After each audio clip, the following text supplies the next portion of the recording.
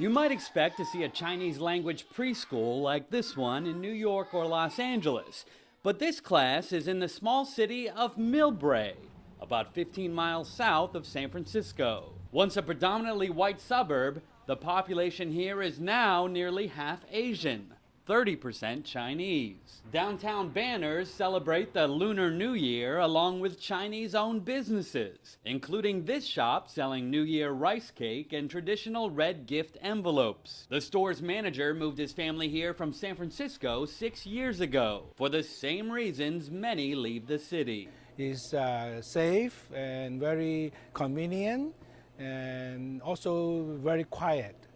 And most of the people live here is middle class. And yeah, we find everything very good here. New census data shows 62% of Asian Americans now living in the suburbs, up from 54% 20 years ago. The fastest growing racial group in the U.S. is now more likely than any other minority group to live in the suburbs. But that means a decline in traditional urban neighborhoods like Chinatown.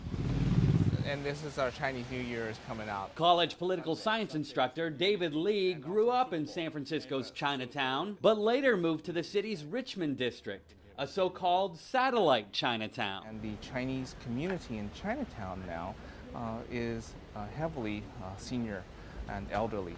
And this is a dramatic change from the Chinatown that I grew up in, which was largely families. San Francisco's Chinatown has essentially become a tourist attraction, with some housing left for seniors and new immigrants. You can walk through Washington, D.C.'s Chinatown without even seeing people of Chinese descent. Here you have the Chinese restaurants and some of the Chinese businesses, but you don't really see the Chinese population per se.